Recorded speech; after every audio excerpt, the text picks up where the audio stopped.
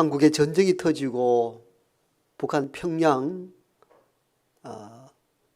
의과대학의 의사로 계시던 한 분이 남한으로 피난을 와서 포항에 정착을 하게 됩니다. 전쟁으로 인한 고아들이 차고 넘칠 때에 고아원을 설립을 하고 병원을 세워서 그들을 돕고 치료하는 일에 전념하게 됩니다.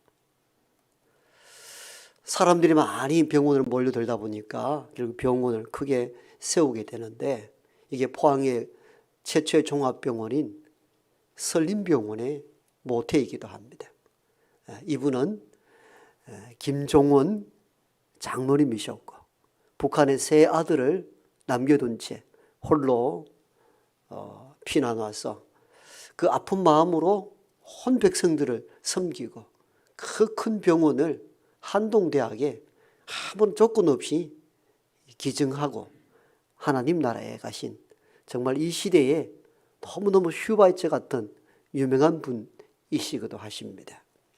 이분이 세운 병원 이름이 설림병원인데 착할 선자에 이웃 린자를 쓰죠. 그러니까 영어로 보면은 Good Samaritan Hospital, 이렇게 선한 사마리아 병원, 이런 뜻을 가지고 있습니다. 설린, 또 대학도 설립을 해서 설린 대학도 있죠. 그 설린이라는 것, 여러분 옛날 야구 좋아할 때 설린 상고 야구 중요하죠. 그것도 설린도 착할 선자 이웃 린자. 이 설린이라는 뜻이 어디서 왔겠습니까? 오늘 우리가 읽었던 누가복음 10장 선한 사마리아, 이 사건에 나온 이 비유의 인물을 가지고 선한 이웃, 우리가 요즘 어려운 이웃도 없는 후원단체 굿네이버스, 선한 이웃, 그 모태도 바로 오늘 이 본문을 중심으로 나타나는 그런 용어다, 이렇게 볼 수가 있죠. 그만큼 우리가 익숙하게 들었고 우리가 즐겨보고 좋아한 내용이 누가복음 10장에 기록된 선한 사마리아인에 대한 주님의 비유입니다. 지난주 이 본문 앞쪽 중심으로 제가 말씀을 드렸죠. 이웃은 누구이며 어떻게 결정되어야 하고 이웃을 어떻게 사랑해야 할 것인가에 대한, 이웃 사랑에 대한 말씀으로 제가 증거했습니다. 오늘 우리가 설린, 또 선한 이웃, 선한 사마리아인, 이 비유는 이웃 사랑의 실천의 모델이 되는 비유이기도 한데, 오늘 저는 여기서 하나 더, 이 본문은 정말 이웃 사랑에 대한 이야기만 하고 싶어 하셨을까? 하나 더 뭔가 있지 않겠는가? 이 부분을 다루기 위하여 두 번째 본문으로 오늘 또 선택하게 되었습니다. 즉, 이 선한 사마리아 사람에 대한 비유의 이야기는 이중적 구조를 가지고 있습니다. 이중 구조를 가지고 있다는 이 말씀은, 하나는 지난주 말씀드린 것처럼 말 그대로 이웃 사랑에 대한 내용을 전하고자 했다는 메시지이고, 두 번째 이중 구조라는 이 의미는 또 다른 의도가 이 비유에 감춰져 있을 거라는 것입니다. 그건 무엇을 의미하는가 하면은 이웃 사랑에 대한 내용만을 전달하고자 했다는 것이 아니라는 것입니다. 즉, 예수님을 시험코자 했던 율법 교사에게 주고 싶었던 메시지가 이 본문에 따로 숨겨져 있다는 것입니다. 그래서 이 본문을 이중 구조를 지니고 있다, 이렇게 제가 말씀을 드리는 것입니다. 왜냐하면 율법 교사가 진짜 영생에 대하여 궁금해서 주님을 찾아와서 물었던 것이 아니고, 본문의 시작은 그렇게 되었잖아요. 율법 교사가 예수를 시험하고자 하여 내가 어떻게 하면 영생을 얻을 수 있습니까? 이렇게 본문은 시작이 되거든요.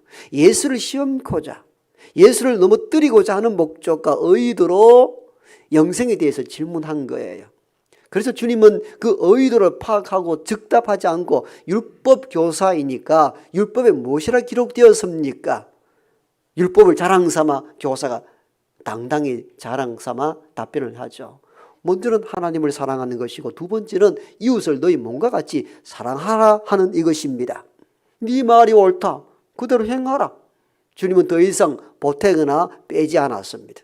왜? 그가 나를 시험한다는 것을 알았기 때문입니다.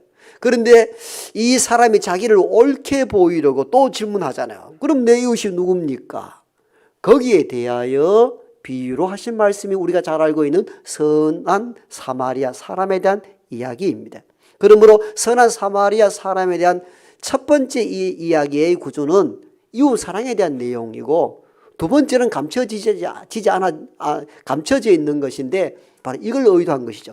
율법 교사에게 이 비유를 통해서 진짜 하고 싶었던 메시지가 따로 있었던 것입니다. 그럼 주님은 이 비유를 통해서 이웃 사랑 말고 또 다른 의도로 율법 교사에게 무언가 말씀을 하고자 했다면 그것이 무엇이냐는 것입니다. 그 부분을 오늘 집중적으로 다루게 될 것입니다. 첫 번째는 율법 교사가 가지고 있는 신앙과 삶이 일치하지 않는다는 것을 폭로시키는 것이 이 비유가 가지고 있는 두 번째 구조입니다. 여러분, 이 당시의 유대인들의 신앙의 모습은 어떻습니까? 특별히 바리새인 중심으로 유대 율법주의를 신봉했던 사람들은 그 율법으로 자기를 개선시키고 그 율법으로 이웃 사랑하기보다는 그 율법으로 남을 정죄하고 판단하는 일에 앞섰던 인물들이 대부분 유대 율법주의자들입니다. 오늘 그 율법 선생이 예수님을 찾아와서 시험했을 때에 오늘 주님은 이 비유를 통하여서 이웃 사랑만 이야기하는 것이 아니라 너희 유대 율법주의자들아, 이 이중 성격자들아, 이중 신앙자들아, 너희들은 율법에는 능통하다 하지만도 율법의 참 정신 사랑은 잃어버리고 그 율법으로 남을 정죄하고 판단만 하고 있지 않느냐는 것입니다. 여러분, 제가 2주 전에 확진되어서 못 나올 때 영상으로 예배했던 우리 김 목사님이 그 안식일 날 예수님의 제자들이 밀리삭 잘라 먹은 그 비유의 말씀을 잘 전하시더라고요. 그 내용도 보십시오. 그들의 율법관으로, 율법의 정신으로 밀리삭 잘라 먹은 제자들을 판단하고 예수님에게 정죄하는 모습을 보이잖아요. 또 다른 복음서에 보면은 예수님께서 한편 손 마른 자의 병을 고치려 할 때에 유대 율법주의자들은 마음속으로 이렇게 이야기를 하죠. 저가 안식일을 범하는가 내가 보고자 함이라. 주님은 그 의도를 알았음에도 불구하고 피하지 않고 안식일 날 한편 손 마른 자의 병을 고칩니다. 그러자 율법주의자들이 대뜸 달려가서는 왜 안식일 날 하지 말아야 할 것을 하느냐라고 정죄하고 판단하는 내용들이 복음서에 기록되어 있죠. 이들 율법주의자들은 율법의 참 정신이 무엇입니까? 하나님의 사랑과 자비거든요. 율법의 참된 정신, 사랑과 자비는 없고 많이 알고 있는 율법으로 남을 정죄하고 판단하는 데만 앞장서더라는 것입니다. 그들은 배고픔 속에 있는 예수의 제자들의 아픔을 이해하지 못합니다. 일생 한편 손이 말라 제대로 육신을 온전히 이끌지 못하는 그 병든 자의 아픔에 대해서는 함께 느끼지 못합니다. 안식일 범했는가 범하지 않았는가 여기에 몰입할 뿐 율법의 참된 정신, 자비와 사랑이 없습니다. 말 그대로 신앙과 삶이 일치하지 않는 거예요. 불일치한 거예요. 이걸 폭로시키기 위하여 주님께서 하신 비유가 바로 선한 사마리아 사람에 대한 비유입니다.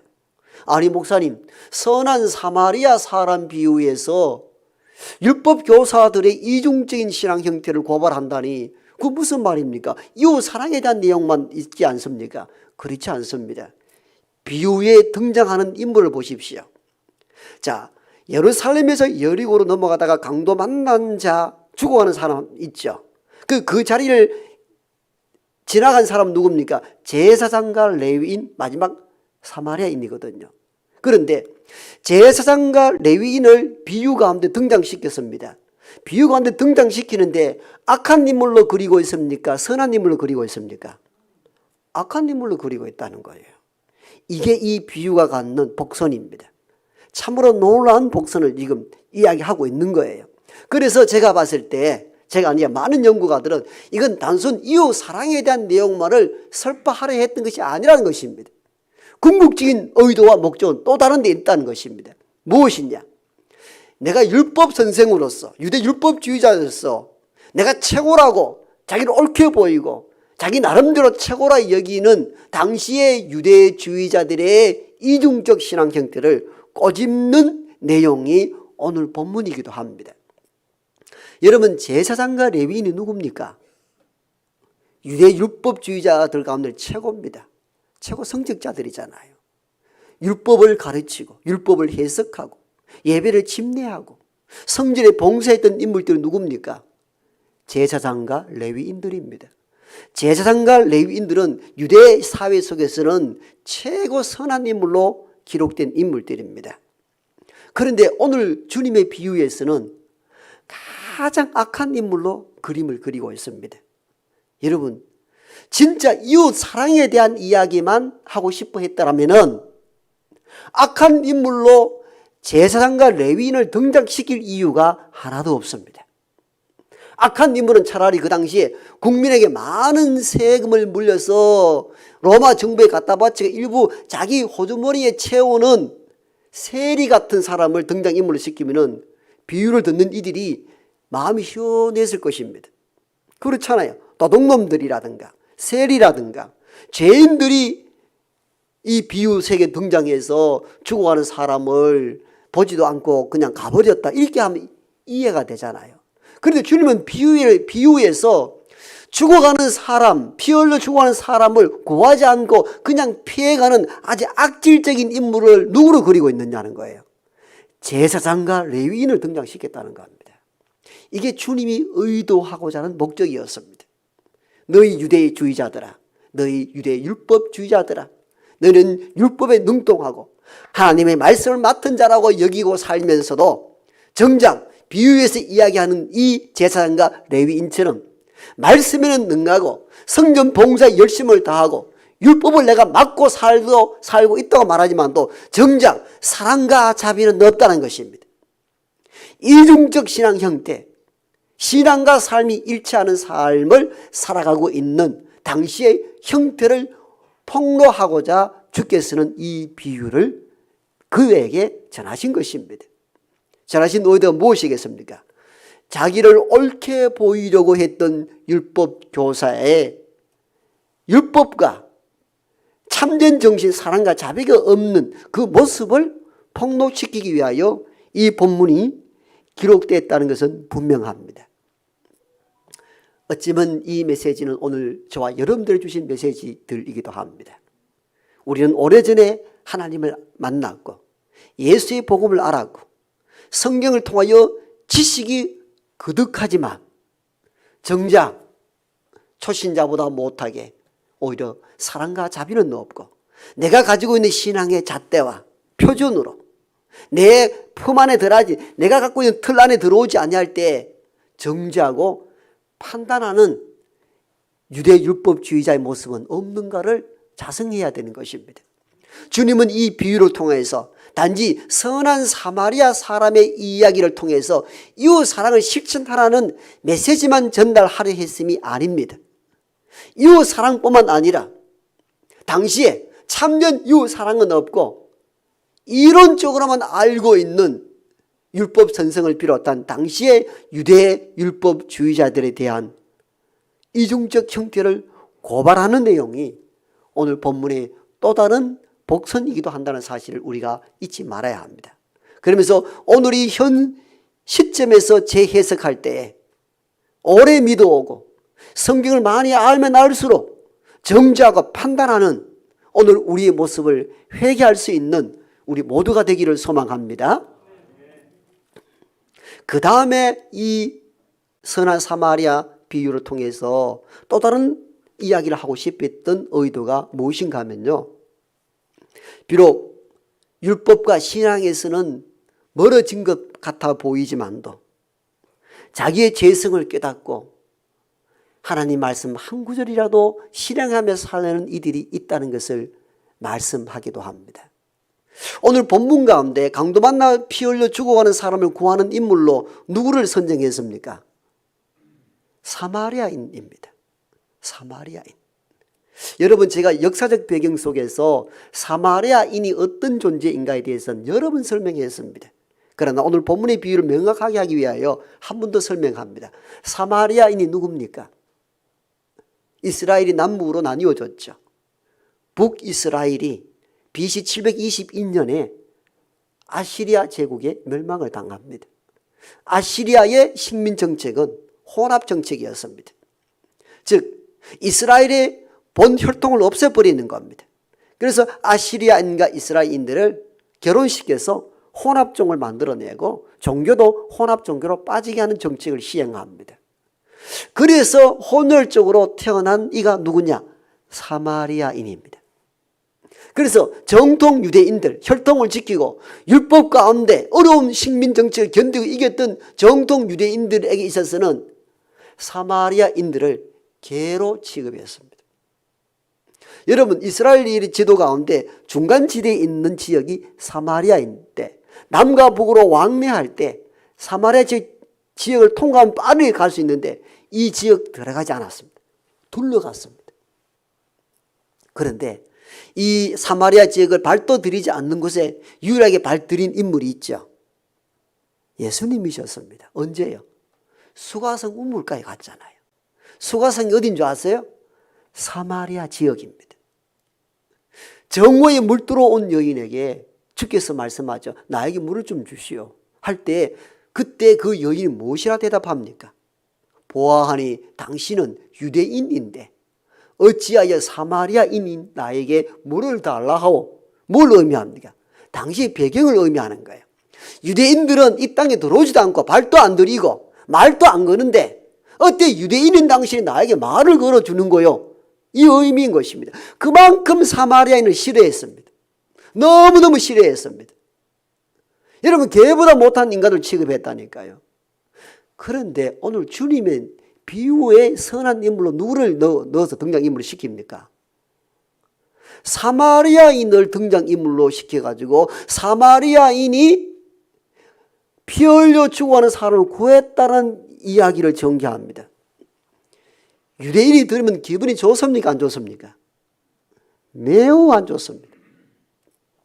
예를 들면 제가 소설을 쓰는데 소설에 아주 선한 인물을 우리가 가장 싫어하는 일본인을 주인공 삼으면 어떻게 하겠습니까? 여러분들이. 목사님 그릴 인물이 그리 없어가지고 일본인을 그다가 넣어놨느냐고. 그리 할 것 아닙니까? 여러분, 제가 선한 인물로 김정은을 거기 등장인물 시키면 어떻게 하겠습니까? 저를 빨개를 몰아가지고 내보내겠죠. 여러분, 그 정도의 이 메시지입니다. 유대인들은 사마리아인 너무너무 싫어합니다.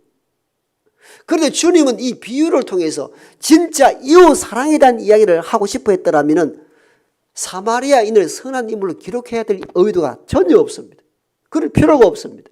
그런데 주님은 그래서 이 비유를 통해서 이웃 사랑만 말하고자 한 것이 아니라 당시 배척받는 사마리아인도 말씀을 지킬 때 하나님의 은혜의 백성이 될 수 있다는 여지를 남겨두고자 합니다. 그게 하나님의 은혜입니다. 너희들은 율법으로 사마리아인들을 정죄하고 판단하고 개로 취급하지만도 내가 죄인임을 인식하고 그래도 부끄럽지만도 하나님 말씀 하나라도 붙잡고 살려 하는 사마리아인이라면 그 또한 신실한 하나님의 자녀가 될 수 있다는 것입니다.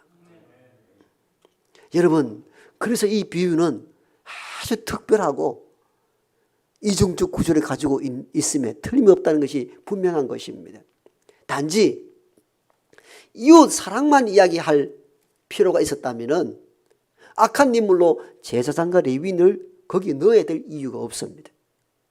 당시에 버려진 게을로 취급받았던 사마리아인을 하필 선한 사마리아인으로 이야기할 의도가 전혀 없습니다. 왜 그렇게 했을까요? 왜 악한 인물로 제사장과 레위인을, 선한 인물을 사마리아인을 이 이야기 비유의 등장인물로 시켰을까요? 그게 주님의 의도한 목적이었습니다. 너희 유대 율법주의자들아, 특히 율법을 가르친다는 율법 선생아, 잘 들으라. 너희들은 율법을 가지고 남이 가지지 않는 권위를 가지고 말씀의 정신인 사랑과 자비는 없고 그 말씀으로 남을 정죄하고 판단만 하고 살아가지 않느냐. 비유에 나오는 제사장과 레위인처럼 자기만 알고 죽어가는 사람을 쳐다보지도 않는 이중적인 신앙 형태를 가지고 있지 않느냐는 겁니다. 너희들은 사마리아인들을 혼합적으로 몰아서 형편없는 자로 멀리하여 했지만도 오히려 그러한 사람들이 몰래 하나님의 말씀을 지키는 참된 하나님의 백성일 수 있다는 여지를 남겨두어 정죄와 판단을 거두라는 것입니다.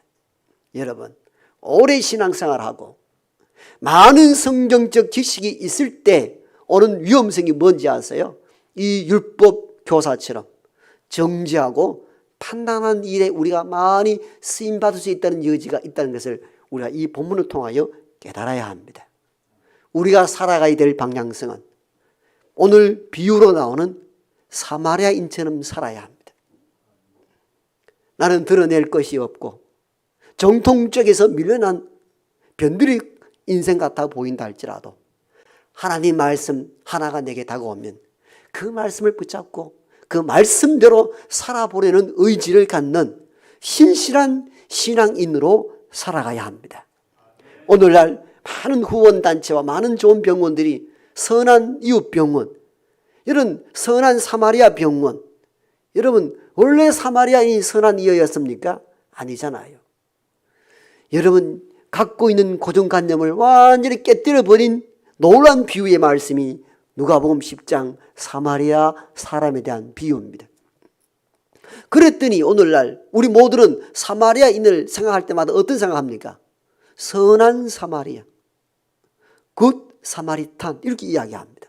참 놀라운 반전이 일어난 것이죠. 그전까지는 사마리아인의 유대인들에게 있어서는 뭡니까? 한마디로 이방인 취급을 하였고 버림받은 자로 여겼던 사람을 주님은 역전시켰습니다. 하나님 말씀이 내게 다가올 때 그 말씀 붙잡고 사는 이들에게는 선한 사마리아인이 될 수 있다는 것을 우리에게 보여준 놀라운 사건이 오늘 본문이 저와 여러분들에게 전달하고자 하는 주님의 메시지인 줄 믿습니다. 그러므로 성경적으로 많은 것을 알고 있다 할 때 오히려 내가 성경적 정신, 사랑과 자비로 살아가고 있는가를 점검하고 부족하지만도 하나님 말씀대로 살고 그 말씀의 실행자로 살아가는 우리 모두가 되기를 소망합니다.